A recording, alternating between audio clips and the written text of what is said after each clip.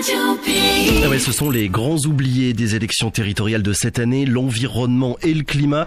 C'est vrai qu'en parcourant les programmes des candidats, en voyant leurs priorités, les choses à faire, les choses à changer, eh bien les questions relatives à l'environnement, de manière générale, ne sont que très peu abordées. L'association Citoyens pour le climat s'est donc donnée pour mission de mettre ces problématiques au cœur du débat. Pour en parler, nous sommes ce matin avec Éric Bourdin. Bonjour. Bonjour Monsieur Zamit. Vous êtes vice-président et porte-parole de Citoyens pour le climat en Guyane. Merci déjà d'avoir accepté notre invitation et d'être avec nous ce matin. Éric Bourdin, pour commencer, avant même de rentrer dans le détail des raisons pour lesquelles vous êtes avec nous ce matin, est-ce que vous pourriez nous présenter en quelques minutes, en quelques mots, votre association Citoyens pour le climat? C'est quoi exactement? Citoyens pour le climat, c'est un collectif de citoyens qui s'est constitué en métropole à la suite des marches de 2018 et l'appel de milliers de scientifiques à agir pour le climat. Donc ce collectif est présent dans tous les départements de France et en Guyane, nous avons constitué une association afin de faire de la sensibilisation du grand public et des élus. Alors si on vous reçoit ce matin, c'est parce que à l'occasion des élections pour la CTG, vous avez voulu un peu connaître le positionnement, on va dire, des candidats sur les questions relatives au climat et à l'environnement. Déjà, est-ce que vous avez pu tous les rencontrer tous les candidats? Nous avons rencontré 3 candidats sur 4. Oui. Donc Monsieur Serville, Monsieur Rodolphe Alexandre et Monsieur Ferreira. Et donc nous les avons nous leur avons proposé présenter la situation du réchauffement climatique et du changement climatique, puisque en Guyane il y a aussi la notion de pluie et d'inondation. Et nous leur avons demandé quel était leur positionnement, quelle était leur compréhension de l'urgence. Et à la fin, nous leur avons demandé s'ils étaient convaincus de l'urgence. Nous leur avons demandé de déclarer l'urgence climatique, comme plusieurs collectivités l'ont fait, comme celle de La Réunion, plusieurs villes comme celle des Abîmes, comme celle de Paris, etc., tout un ensemble de villes. Il faut savoir, par exemple, que il y a beaucoup de pays qui n'ont pas encore déclaré l'urgence climatique, contrairement à ce que demande l'ONU. Et il n'y a que 5-6 pays qui ont déclaré l'urgence climatique, et la France ne fait pas partie de ces pays-là. Donc vous avez rencontré Rodolphe Alexandre, Gabriel Serville et Jean-Paul Ferreira. Ça tombe bien parce que ce sont les 3 candidats qui hier se sont qualifiés pour le second tour de ces élections territoriales. Bilan de vos rencontres, de vos discussions avec ces 3 candidats. Est-ce que vous pourriez résumer un petit peu la position de chacun sur toutes les questions relatives à ces problématiques? Alors, tout d'abord, la notion de climat ne peut pas être séparée de la notion d'environnement. D'accord. Et de la chute de la biodiversité. Donc, celui qui était le plus à l'écoute de cela, c'était M. Serville, qui a accepté de mettre la déclaration de l'urgence climatique dans son programme et qu'il a annoncé aussi sur Guyane Première. Concernant M. Rodolphe Alexandre, il a contesté le timing du réchauffement climatique en disant grosso modo que ça allait pas nous toucher tout de suite, et il continue à soutenir les projets écocides comme la Montagne d'Or, la centrale thermique du Larivot, la cyanurisation, qui sont en fait des risques industriels qui peuvent mettre en péril l'écosystème et les modes d'habitabilité des peuples autochtones qui vivent de la pêche. Mais on est bien d'accord, votre ambition, c'est pas d'accorder, on va dire, le tampon de votre association sur une des 3 listes encore en lice. C'est vraiment de mettre au cœur du débat toutes ces questions relatives au climat et à l'environnement. Tout à fait. Tout à fait. Pour quelle raison? Parce que il peut y avoir des engagements qui peuvent paraître des engagements électoralistes. Oui. Mais ce qui compte, c'est que les candidats comprennent que, au-delà de l'aspect de la déclaration de l'urgence climatique, c'est la nécessité de changer le logiciel. Actuellement, le développement économique de la Guyane, ce qui est souhaité par l'ensemble des candidats, quels que soient les candidats d'ailleurs, c'est un développement classique qui correspond à l'ensemble des pays développés et sous-développés, comme par exemple le Guyana et le Suriname, qui ont misé massivement sur le pétrole et l'or. Et on voit bien que dans son cas, ce ne sont pas des pays qui sont plus riches.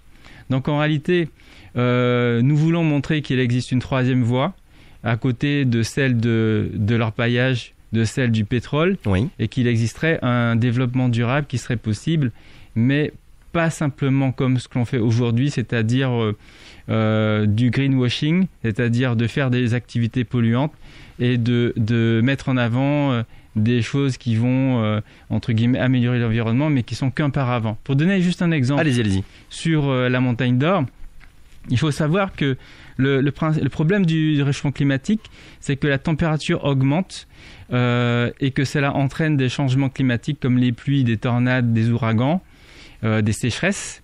Et que des choses qu'on observe déjà aujourd'hui en Guyane. Et que ça correspond à une augmentation des émissions de gaz à effet de serre.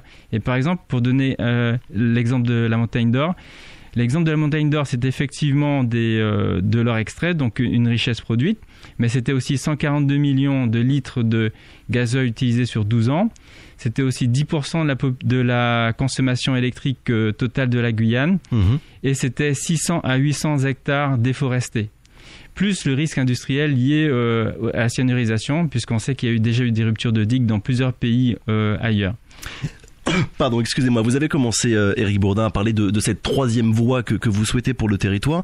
Le discours qui revient sans cesse, je le résume très simplement, c'est en gros la protection de l'environnement, ça va à l'encontre du développement économique du territoire, que grossièrement la Guyane n'a pas les moyens finalement de penser à l'environnement. C'est un discours qui revient dès qu'on parle d'orpaillage, vous en avez dit quelques mots avec le sujet de la montagne d'or, ou même du pétrole, de l'électricité ou du bois. Qu'est-ce que vous répondez à ça sur finalement le rapport à faire entre d'un côté la protection de l'environnement et de l'autre le développement économique du territoire? On a la chance, je dirais que c'est une chance, d'être en sous-développement. Le fait d'être en sous-développement aujourd'hui nous permet de pouvoir regarder avec le recul le développement qui s'est fait dans les autres pays du tiers-monde et aussi dans les pays développés, et de pouvoir tirer les leçons de ces échecs et de ces réussites pour pouvoir prendre que le meilleur. Au lieu de faire la même chose qu'ont fait tous les autres politiciens partout et qui maintenant doivent galérer, retourner en arrière pour pouvoir remettre leur pays dans la voie d'un pays avec un environnement apaisé, au contraire, on utilise les mêmes solutions d'avant. Et donc, je voudrais revenir sur des thèmes qui ne sont parce que des thèmes non abordés dans la campagne. Pour quelle raison? Parce qu'on oppose souvent développement à écologie. Alors qu'en fait, ça traite par exemple de la vie chère, ça traite du transport et des embouteillages, ça traite des inégalités sociales, du logement, de l'alimentation et des loisirs. Pour donner un exemple de cela, si un candidat voulait se positionner contre le réchauffement climatique, donc lutter à sa manière contre le réchauffement climatique, et aussi contre les inégalités sociales, lutter contre les embouteillages et les problématiques de transport, la première chose qu'il devrait faire, c'est la gratuité des transports en commun, qui permettrait, comme dans 35 villes de métropole, de réduire l'utilisation de la voiture, de favoriser les vélos, puisqu'actuellement il y a tellement de voitures qui roulent vite, etc., que les vélos ne peuvent pas avoir leur vraie place. Ça permettrait de diminuer aussi les inégalités sociales face au transport, parce que ça constitue une rupture d'égalité de chance. Vous ne pouvez pas aller travailler si vous n'avez pas accès à un transport. Et donc, vous parlez, je me permets de vous couper, de la gratuité des transports en commun, à la fois intra-urbain, donc au sein d'une commune, et aussi entre les différentes communes guyanaises. Alors, pour l'instant, les choses qui se sont faites ont été soit de façon partielle, c'est-à-dire sur des lignes, soit en fonction de l'âge, par exemple les moins de 25 ans. D'accord. Je sais qu'il y a peut-être déjà actuellement possibilité pour les chômeurs, mais il faut faire plus. Il faut faire plus. Ça peut être sur les week-ends, mais le principe c'est il faut arriver à faire en sorte que l'on prenne moins souvent la voiture.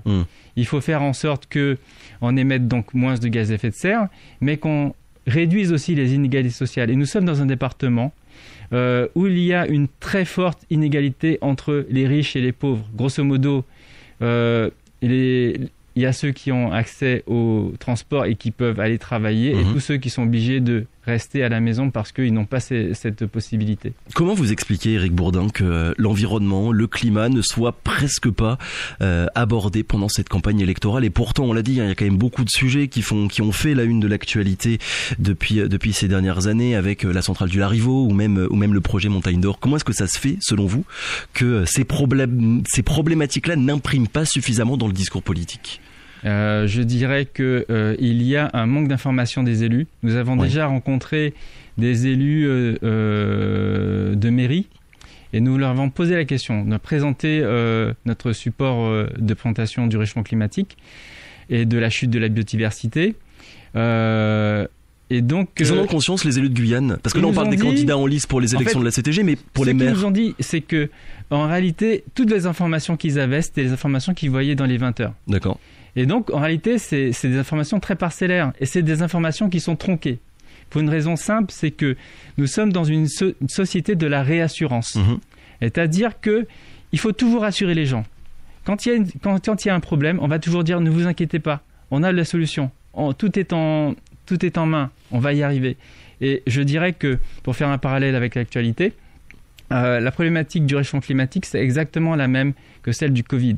Au départ, quand ça a commencé, on a relativisé, on disait non, c'est que en Chine, ça va jamais venir en Guyane ou en France, comme c'était le cas par exemple pour le nuage de Tchernobyl. Puis on a commencé à dire c'est un petit peu plus grave, mais vous inquiétez pas, tout est sous contrôle. Ce sera une petite grippe. Ce sera une petite grippe, ça va pas tuer plus que les trottinettes électriques. Et puis finalement, on s'est rendu compte que ça a explosé, que en fait, on était débordé, on n'avait pas pris en compte la globalité des sujets et qu'on n'était pas prêt. Donc en fait, dans votre métaphore, on se situe vis-à-vis du réchauffement climatique à peu près il y a 1 an et demi au début de la crise Covid en termes de communication et de prise de conscience du problème. Alors, je dirais que c'est même pire en réalité. C'est même pire. En fait, c'est comme si vous deviez aller au travail à 8h, que vous savez pertinemment que vous devez partir à 7h30, mais que vous décidez de partir à 8h moins 5, mais en partant très lentement, en disant que vous allez y arriver. Donc il n'y a aucune logique. Et pour reprendre encore l'exemple du Covid, en réalité, le Covid, le problème du réchauffement climatique, c'est le Covid fois 1 million. Il faut savoir qu'aujourd'hui, il y a beaucoup de problèmes qui nous empêchent de comprendre la situation globale. La première chose, c'est que il y a une inertie sur le climat qui fait que toutes les émissions qui sont émises aujourd'hui n'auront un effet que dans 20 ans. C'est-à-dire que si aujourd'hui on arrête complètement les émissions de gaz à effet de serre, en réalité, le changement climatique et le réchauffement climatique va augmenter pendant 20 ans. Je me permets de vous couper parce qu'on a déjà plus beaucoup de temps, Éric Bourdin. Vous avez parlé de transport il y a quelques minutes. La priorité pour votre organisation, pour Citoyens pour le climat, c'est quoi en Guyane? C'est empêcher, on va dire, certains projets néfastes pour l'environnement de voir le jour, du militantisme écologiste traditionnel, ou alors c'est de proposer, on va dire, des solutions concrètes comme vous avez pu commencer à le faire? Alors, les marches, ça marche pas. La sensibilisation du grand public, les ateliers zéro déchet, ça marche pas. Donc on voit clairement qu'il faut aller vers les élus pour leur demander, pour les sensibiliser, pour leur demander de déclarer l'urgence climatique, qu'ils prennent en compte les problématiques environnementales et climatiques dans la totalité de leur sujet. Ça peut être effectivement les transports, ça peut être par exemple l'alimentation, sachant que nous produisons que 15% de notre nourriture et que si vous demandez aujourd'hui à un enfant de dessiner un fruit, il va vous dessiner une pomme. Donc tout cela, ça se fait sur le dos de l'agriculture guyanaise et de son économie. Ça peut être par exemple sur le béton, sur la construction, de construire peut-être beaucoup plus en briques de terre crue, qui permet par exemple de construction et qui permet de diminuer le prix de la construction. Ça peut être aussi par exemple sur l'alimentation pour bétail. Actuellement, on ne produit pas d'alimentation pour bétail, ce qui fait qu'à chaque fois qu'il y a une problématique sur les porcs, eh bien à chaque fois on a un problème pour les éleveurs. Et donc replacer finalement les questions environnementales, on peut dire, au cœur de toutes les grandes problématiques guyanaises, le logement, le transport, la construction. Vous avez commencé à en dire quelques mots. S'il y a des auditeurs qui nous écoutent et qui ont envie d'approfondir le sujet, qui ont peut-être envie de rejoindre votre association, comment est-ce que ça se passe? Ils peuvent nous rejoindre sur le Facebook Citoyens pour le climat Guyane. Oui. Et donc, nous faisons aussi partie, je fais aussi partie d'une association qui s'appelle Récup Bouffe, qui est aussi présente sur Facebook. Donc, n'hésitez pas à nous rejoindre et donc à rentrer dans la lutte. Le message est passé. Merci beaucoup Éric Bourdin d'avoir été notre invité ce matin. On le rappelle, vous êtes vice-président et porte-parole de Citoyens pour le climat. Bonne journée. Radio Pays.